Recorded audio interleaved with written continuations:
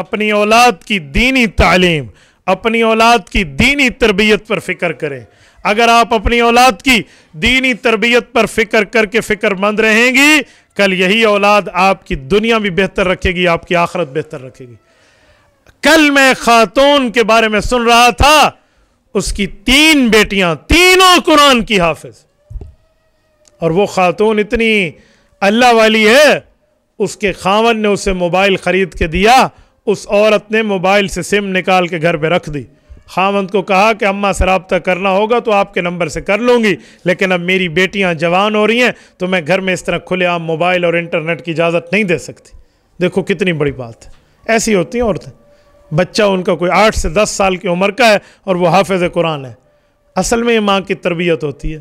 آپ کو پتہ ہے امام بخاری رحمۃ اللہ علیہ کی بھی اماں تھی، ساری جمع پونجی خرچ کی اپنے بیٹے پہ، آج دنیا صحیح بخاری پڑھتی ہے اور واہ واہ کرتی ہے۔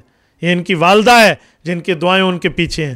کبھی اپنی اولاد کو بد دعائیں نہ دو، دعائیں دینے والی بنو۔ کہیں ایسا نہ ہو بد دعائیں دے بیٹھو اور وہ قبول ہو جائے اور پھر معاملات خراب ہوں۔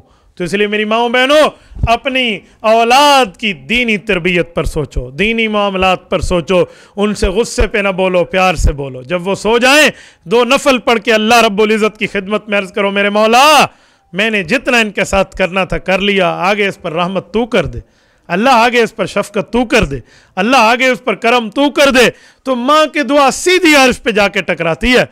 تو پھر اس طرح بھی کریں، اور نماز کی پابندی ہو، روزوں کی پابندی ہو، اور حج فرض ہے تو پھر حج کی پابندی ہو۔ یاد رکھیں، عورت کا جہاد نہیں ہے، عورت کا حج عورت کا جہاد ہے۔ تو حج بہت بڑی چیز ہے، عمرہ بہت بڑی چیز ہے۔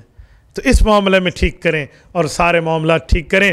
امید ہے آپ میری اس درد دل کو سمجھیں گی۔